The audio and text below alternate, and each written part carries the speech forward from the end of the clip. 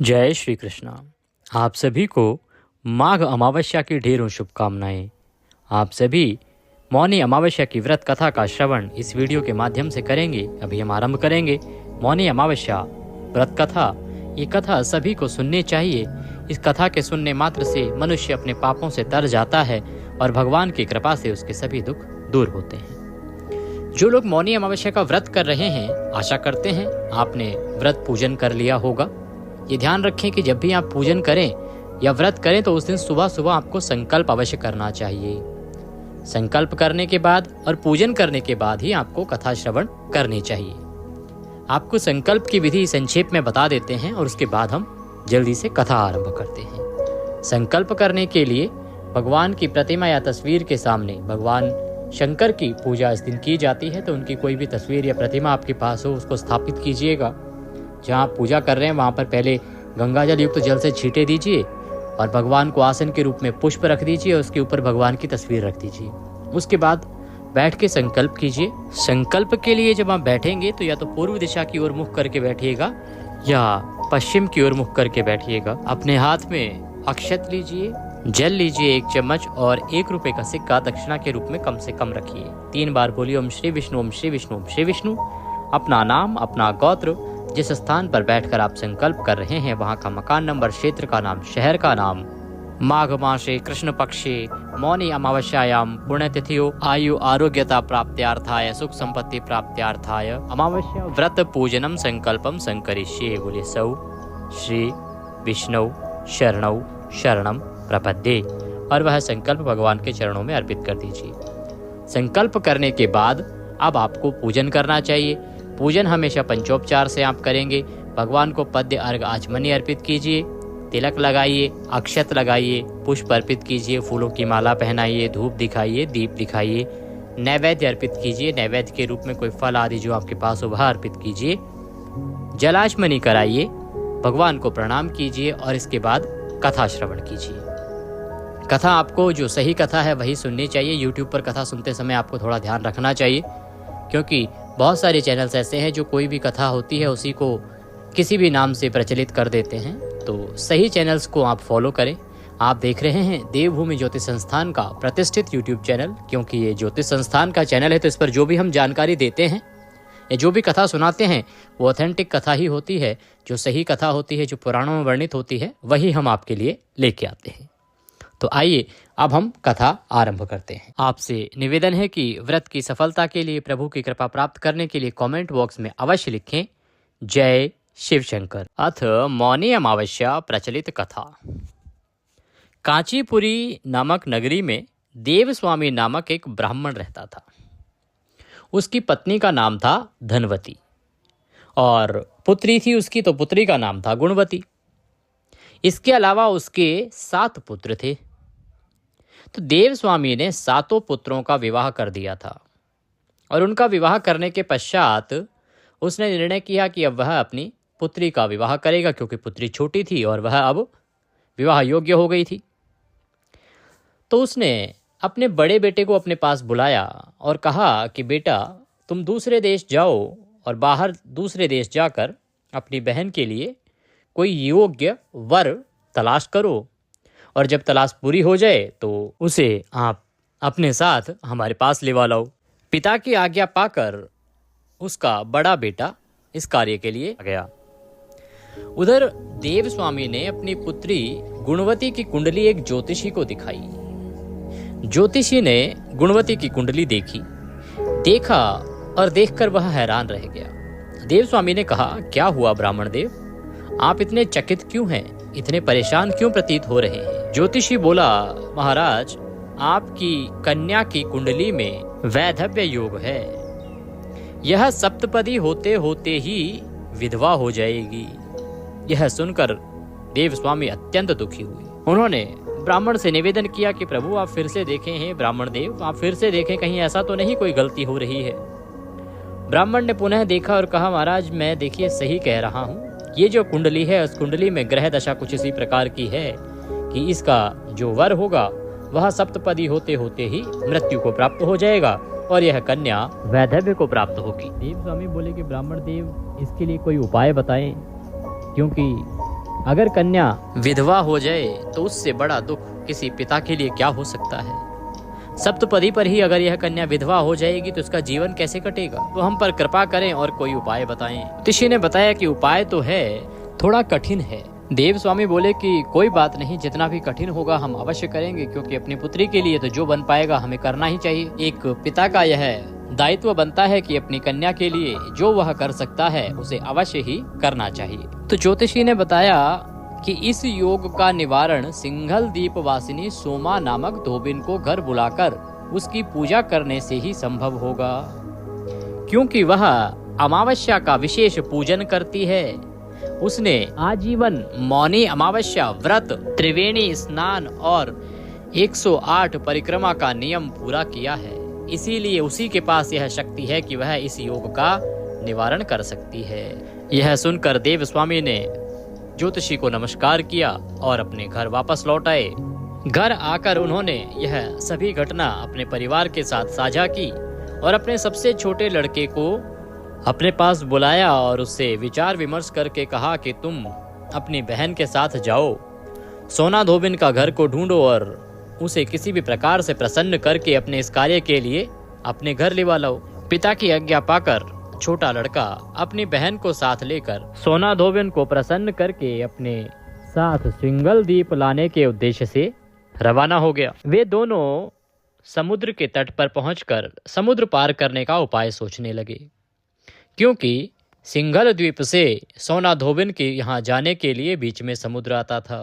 दोनों बहन भाई बड़े लंबे से गहन विचार विमर्श करते रहे कि किस प्रकार से इस समुद्र को लांघा जाए, पार किया जाए, लेकिन उन्हें कोई उपाय नहीं सूझा। जब उन्हें कोई उपाय नहीं सूझा तो थक हार कर दोनों भाई बहन भूखे प्यासे एक वट वृक्ष की छाया में उदास होकर बैठ गए। दोनों को बैठे बैठे बहुत समय हो गया। दोनों की आंखों से अश्रुधारा बहने लगी।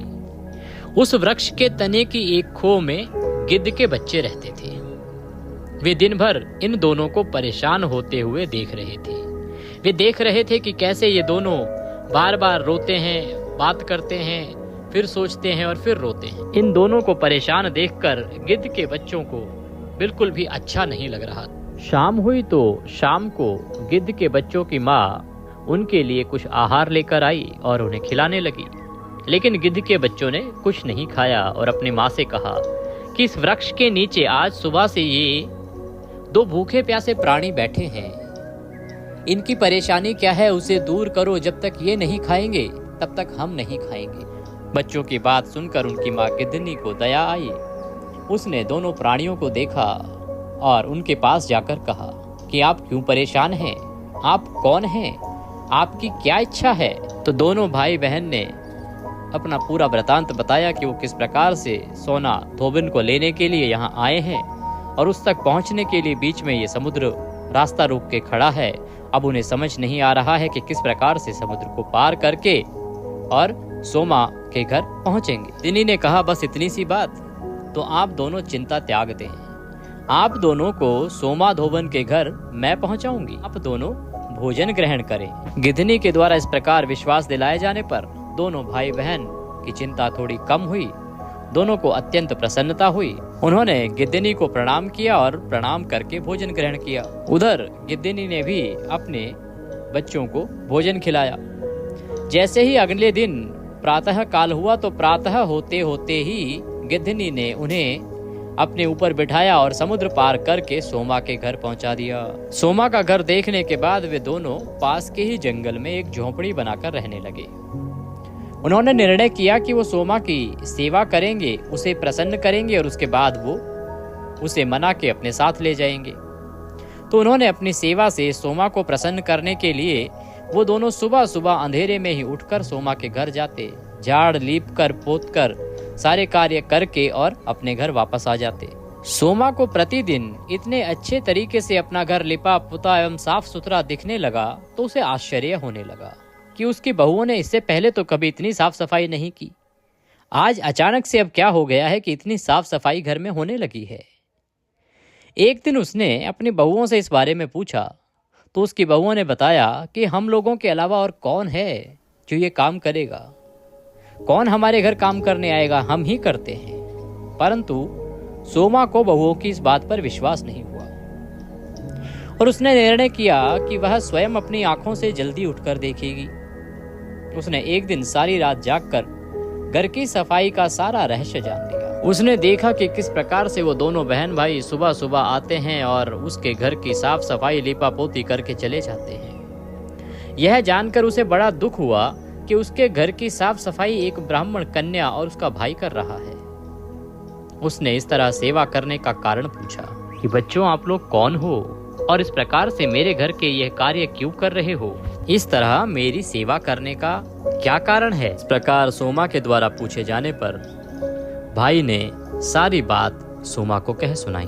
उसने बताया कि किस प्रकार से उसकी बहन की कुंडली में वैधव्य योग है और यदि वह उनके साथ जाएगी और उनकी सहायता करेगी तो वह वैधव्य योग दूर हो जाएगा। इसी के लिए वो इसकी इतनी सेवा कर रहे हैं। यह सब सुनकर सोमा ने कहा कि आज से तुम लोग यह काम करना बंद कर दो। मैं तुम लोगों की साधना और सेवा से बहुत प्रसन्न हूँ और विवश भी हूँ। अब जब तक मैं तुम्हारी सेवा के बदले तुम्हारा कार्य न कर दूं तब तक मुझे विश्राम नहीं मिलेगा। सोमा ने उनके आग्रह पर दोनों के साथ घर जाने की तैयारी करी। प्रस्थान करते समय उसने अपनी बहुओं से कहा कि यदि मेरी अनुपस्थिति में किसी की मृत्यु हो जाए तो उसके शरीर को नष्ट ना करना। इस प्रकार समझाकर वह वहां से कांचीपुरी नगरी के लिए उन दोनों बहन भाई के साथ निकली और अगले ही दिन तक वह कांचीपुरी नगरी पहुंच गई। जब तक वो कांचीपुरी नगरी पहुंची तो वहां जाके देखा कि गुणवती का बड़ा भाई अपनी बहन के लिए सुयोग्य वर लेकर अपने घर आया हुआ है। सबने एक दूसरे के साथ विचार विमर्श किया और दूसरे ही दिन गुणवती का विवाह संपन्न हो गया। विवाह संपन्न होते होते जैसे ही सप्तपदी होने लगी तो सप्तपदी होते होते ही उसके पति की मृत्यु हो गई। सभी लोग चिंतित हो गए, वहां मातम फैल गया। सोमा ने अपने अमावस्या व्रत पूजन व स्नान से संचित पुण्य का फल गुणवती को दान करके उसके पति को जीवित कर दिया और उन्हें आशीर्वाद देकर वह सिंघल द्वीप के लिए रवाना हो गई। प्रकार से गुणवती का वर पुनः जीवित हुआ और लंबी आयु को प्राप्त हुआ। संचित पुण्य क्षीण हो जाने के कारण सोमा के घर में उसका पुत्र और उसके पति की मृत्यु हो गई। क्योंकि वह एक पतिव्रता स्त्री थी और उसे भगवान की कृपा से यह आशीर्वाद प्राप्त था कि वह यह सब जान सकती थी, तो उसे इसका आभास हो गया कि उसके घर में इस प्रकार का अनिष्ट हो गया है। यह जानकर उसने नया पुण्य संचित करने के लिए अपने पुत्र और पति को पुनः जीवित करने के लिए रास्ते में पड़ी नदी के तीर पर स्थित एक पीपल के वृक्ष की छाया में भगवान विष्णु का पूजन किया और पीपल के वृक्ष की 108 परिक्रमाएं की, प्रदक्षिणाएं की, निराहार रहकर व्रत किया तथा गंगा जी में स्नान किया और भगवान से प्रार्थना की कि हे प्रभु, मेरे पुत्र और मेरे पति पुनः जीवित हो जाएं। मैं इसके निमित्त मौनी अमावस्या का व्रत पूजन धारण करने का संकल्प करती हूँ। उसका इस प्रकार से संकल्प करना था कि प्रभु की कृपा से उसके घर में उसका पुत्र और उसके पति जीवित हो गए तथा उसका घर धन धान्य से भर गया। इस प्रकार मौनी अमावस्या का व्रत पूजन और त्रिवेणी स्नान के पुण्य फल से सोमा धोबन ने न केवल उस ब्राह्मण कन्या के वैधव्य योग को दूर किया वरन अपने घर में पुत्र तथा पति को पुनः जीवित भी कर लिया। इस प्रकार निष्काम भाव से सेवा करने का उत्तम फल सोमा को प्राप्त हुआ। अतः सभी को इस कथा से शिक्षा लेनी चाहिए। निष्काम भाव से एक दूसरे की सहायता करनी चाहिए। भगवान शंकर, भगवान विष्णु और अमावस्या की कृपा से कथा कहने वाले, कथा सुनने वाले और कथा पढ़ने वाले सभी का कल्याण हो। ये कथा यहाँ पर समाप्त होती है। बोले शंकर भगवान की जय। इसके बाद आप आरती कीजिएगा और प्रसाद वितरित कीजिएगा। नियमों के अनुसार आपको आज का यह व्रत पूर्ण करना है। व्रत के नियमों में ब्रह्मचर्य अनिवार्य नियम है, ये किसी प्रकार से बाधित ना हो, इसका ध्यान रखा जाए। आहार में आपको अन्न नहीं खाना है और किसी पे क्रोध नहीं करना है, अपशब्दों का प्रयोग नहीं करना है, किसी का अहित नहीं करना है, जितना हो सके दान पुण्य का काम करना है। इस प्रकार से दिन को व्यतीत कीजिएगा। भगवान की कृपा से आपका व्रत अवश्य ही सफल होगा और आपके सभी मनोरथ सिद्ध होंगे। वीडियो थोड़ा सा भी अच्छा लगा हो तो उसे लाइक अवश्य कीजिएगा। कमेंट बॉक्स में जय शिव शंकर लिखने से आपकी सभी इच्छाएं पूरी होंगी, व्रत सफल होगा। चैनल पर नए हैं तो चैनल को सब्सक्राइब कर लीजिएगा, जिससे कि आपको सही जानकारियां समय से प्राप्त होती रहे। भगवान सब पर कृपा करें। जय शिव शंकर।